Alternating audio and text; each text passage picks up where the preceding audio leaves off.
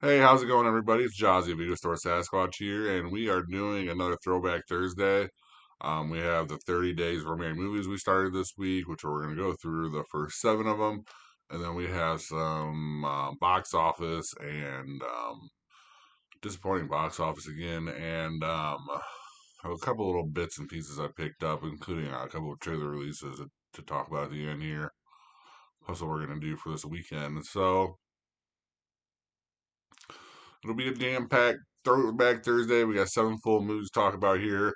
The first one we have here is January 30th, Thursday. Starting last Thursday is The Wedding Singer, directed by Frank Corkai.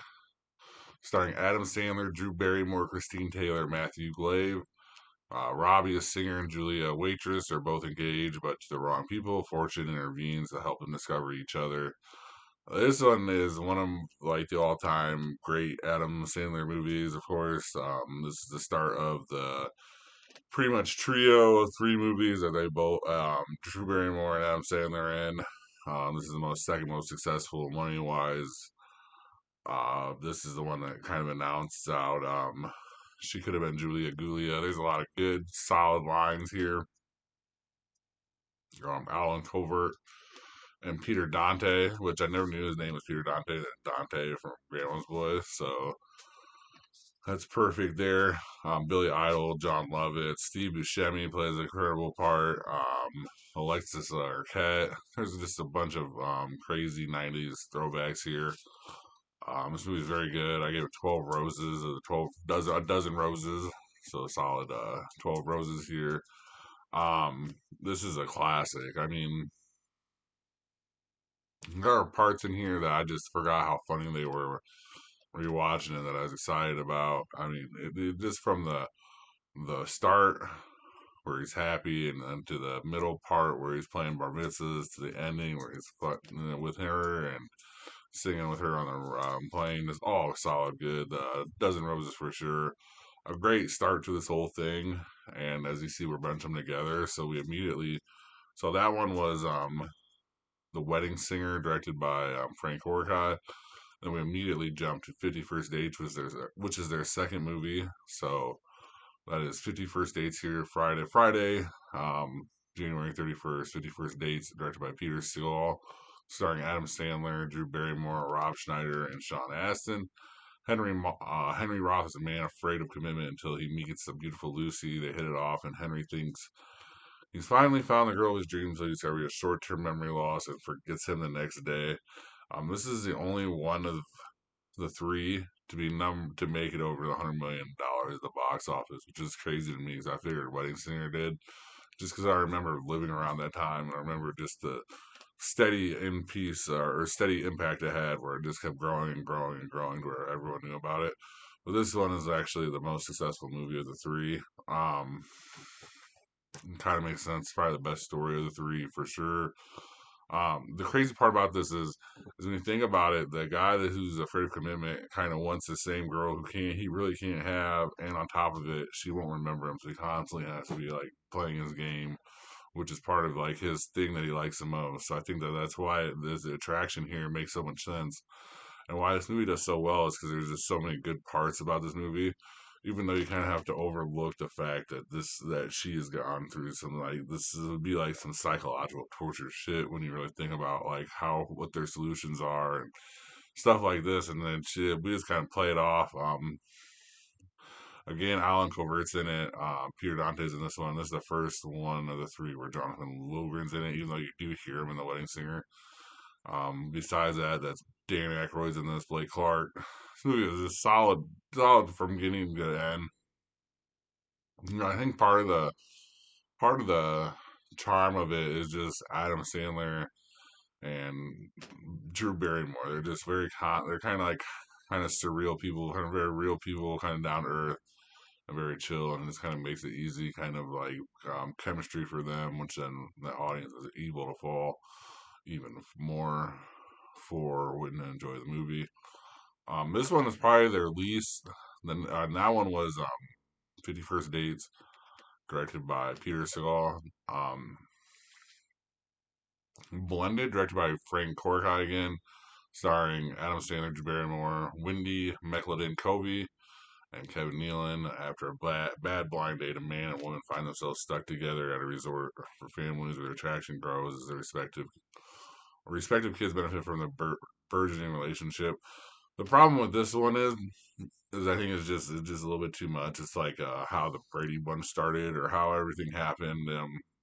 There's a lot of good people in it, including Bella Thorne, Jessica Lowe, Shaq, Dan Patrick, Terry Crews is in this. It's just the problem with this is it seems like it's more like to sell you an African vacation or to like send you to Africa as a family and kind of blend there instead of working on maybe the important things that it would take to blend a family. That's why I kind of gave it 8 out of 12 roses. It's not, there's nothing wrong with it. It's a solid movie, good entry. It's just kind of there's just something missing. It's kind of later in their lives too. I think when enough has passed through, and we've seen Adam Sandler kind of doing a different thing with a bunch of different leading ladies, and we kind of forget about Drew here, and that's unfortunate. Wendy Mechlin is pretty funny in it though. She is the mom from the Goldberg, so that's something to look forward to. I mean, there's a couple good things here, a couple bad things, just the way it is. That was Blended, directed by Frank Corkai, and that's the end of the Adam Sandler, Drew Barrymore movies. And we kind of moved on to the Judd Apatow movies, even though the one's just produced by Judd Apatow. But this one, and if I would have did it, I would have did it in a different order too after you see it. But this one is the February 2nd, Sunday. Knocked Up, directed by Judd Apatow, starring Seth Rogen, Katherine Heigl, Paul Rudd, and Leslie Mann. For a fun-loving party animal, Ben Stone, the last thing he ever expected was a one-night stand to show up on his doorstep 8 weeks later to tell him she's pregnant with his child. This movie is wildly funny. Obviously, if I would have been paying attention, I'd put 4-year-old version in this movie. But it doesn't matter how we get it, we got it here. This is this is kind of Catherine Heigl kind of went back and kind of made her almost think about this movie years later, which makes no sense because this is a very successful movie. Put a lot of people on the map, including her, and then we get the whole group here: Jonah Hill, Jason Segel, Jay Baruchel, Martin Starr, who's one of the funnier people in that group. We get them all together. We get Bill Hader, even Harold Ramis, Alan Tudyk, Kristen Wiig, Ken Jeong, and I'm telling you, it keeps going and going. There's so many people funny in this. The children of the This Is 40 people, or Leslie Mann and Paul Rudd, are actually the children of Apatow and Leslie Mann. So those are her children, his children. It's so funny. This movie just off the wall. So many funny things about it. And I give it 10 roses out of the 12 roses we're going to be allotted here. Very solid, very funny, no real slow parts to it. And the story continues on. And that was Knocked Up, directed by Judd Apatow. This one's a 40-year-old virgin, directed by Judd Apatow, starring Steve Carell, Catherine Keener, Paul Rudd, and Romano Malco. Goaded by his buddies, a nerdy guy who's never done the deed finds a pressure mounting when he meets a single mother. Technically, she's a grandmom, as they point out in the movie a couple times. This is one of the funniest movies probably ever made. Steve Carell is a national treasure. I mean, we have Seth Rogen bringing it too, Elizabeth Banks, Leslie Mann, Jane Lynch, Kat Dennings debuts in this one, Jonah Hill's in this in little parts, Mindy Kaling. I mean, there's just so many funny people that just make this so funny. Leslie Mann kind of steals the show, and she's only in the movie for like 5 minutes. I mean, and that's the most. She's one of the most memorable people in the whole movie. I want to know how many people like go up to her and just yell French fucking toast to her, just from this movie. Definitely a dozen roses here. Yeah, this is an all-time favorite for me. Definitely all-time top 10 for me. This is a great movie. Definitely enjoyable. He's gonna hit on a grandma, which is kind of funny because he is a virgin, so he's literally banging into generations for the first time, which is awesome and it is funny. And there's just so many good parts about it. If you've never seen this movie, go watch it immediately, and you'll just die laughing. And that is The 40-Year-Old Virgin, directed by Judd Apatow. This next one is Tuesday, February 4th, Forgetting Sarah Marshall, directed by Nicholas Stoller, starring Kristen Bell and Jason Segel, Paul Rudd, Miley Kunis. Devastated, Peter takes a Hawaiian vacation in order to deal with the recent breakup with his TV star girlfriend, Sarah. Little does he know Sarah is traveling to the same resort as her ex, and she brings along her new boyfriend. And her new boyfriend is Aldous Snow, who's Russell Brand, if you remember from Get Him to the Greek.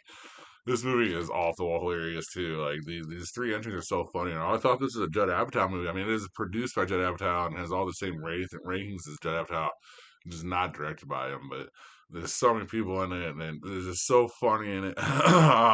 Yeah, this is definitely enjoyable. Jonah Hill, Bill Hader, Jack McBrayer, Maria Tyler, just so many more funny people. Just so funny.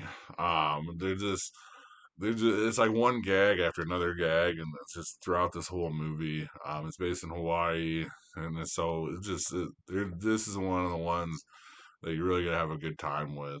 It's really funny. 10 Roses out of 12. I mean, if it was more about a more meet cute and actual just a single relationship instead of a breakup and relationship, we probably gave it the 12 of 12. But I mean, to be fair to the romantic movies and the kind of type genre that you have, but still a very good entry into this genre with the 10 Roses, and that was Forgetting Sarah Marshall, directed by Nicholas Stoller. And then the last one we're going to talk about here was Wednesday, which is tonight, as we're recording.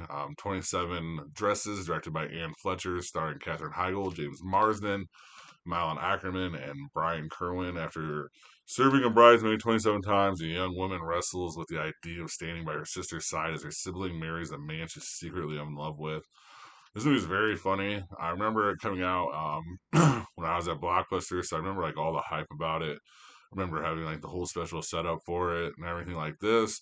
So there's like it is funny. This is one of the better Katherine Heigl movies. I think that Tomorrow's the one that we watch. It's one of my favorite Katherine Heigl movies, but this is definitely a good one. Um,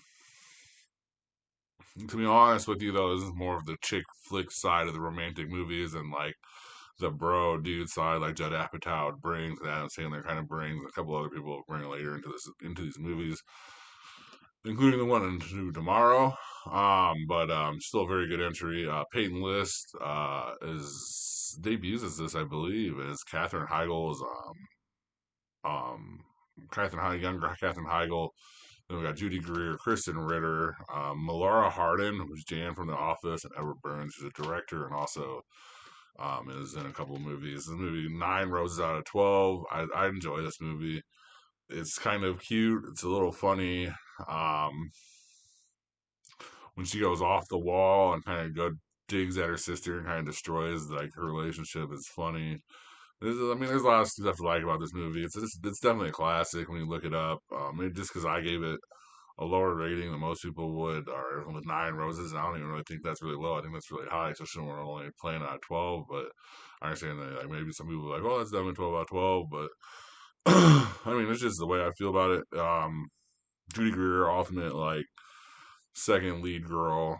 Um, she's super funny. She plays an archer.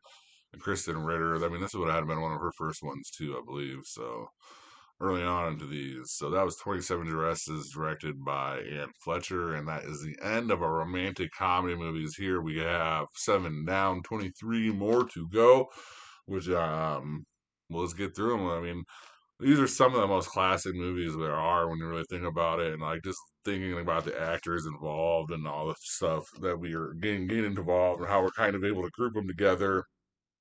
It just kind of shows you the love for this the fans have for these people and just see them together. So, and that's just kind of what we're celebrating here. The box office for January 31st, or if comment to me anyone about any one of those movies, we'll sit there and talk about it for a day. I'm sure they're all very funny movies. They're all very popular, so I know people have seen them. So, yeah, definitely comment about them. And then sorry, so then the box office for January 31st to February 2nd. Um, just two of them are going to show Dogman, which came out of nowhere for me, $36 million total. I didn't even know about this movie. And then it's like a kid's like cartoon movie, so of course it's going to be like the top movie this week. It's definitely cartoony. And I mean, I'm not gonna say nothing bad about it. It's just the way it is. We probably never covered it on this channel. And then Companion at 9.3 million total, which is I guess shocker. I figured it'd at least get over 10 million. I had guessed 16 million just based on the audience I was at because it was bigger than the week before, and the week before was about 11.5 million, even though I said 20 million. So I'm about half. So if you hear whatever I'm guessing, that's probably about half of what is right. This is the way it's guessing right now. Still two pretty low numbers. I think it's the award show fatigue a little bit, and then the fact that we're gonna have the date night coming up here and Valentine's Day, and it's gonna be interesting to see what happens because we have a Captain America debuting on Valentine's Day too. So be interesting month here in February. We did get $36 million total with a kids movie, so that is good news for Captain America because it probably means that they'll probably get into around the 60, 70 million range, but you never know. And it's still early on. It's not been a good month so far for movies. And then the news we have Matthew Lillard and Scott Foley both signed on for Scream 7. The theory here I was reading is that the killers are going to come back in flashback form, or what could be more like realistic or more like one point with the branding with Scream 3 and stuff like this, as their voice changer will be modulated into it so that we might be getting voice actors, not real actors. But I'm very excited to see what we're going to do here. And then Fantastic Four trailer is out. Final Destination trailer is out. Check them both out. I think they went an interesting way with Fantastic Four. It looks very interesting. It looks very cool. It looks sleek. It looks very comic representative. And for Final Destination, it looks like it's going to be death just picking on people again, just like it is on for all the other Final Destinations, and we're all going to be excited for it to come out because it's coming out soon. It'll be out May, so it'll be out sooner than later. So that's what we have looking forward to. So this is our Throwback Thursday for the February 6th. Please, guys, like, subscribe. Thank you guys very much for watching, and have a good rest of your day or night. Thank you for watching. Please like and subscribe. Comment your top movie picks for Throwback Thursday in the comment section. And see you next time in the cave.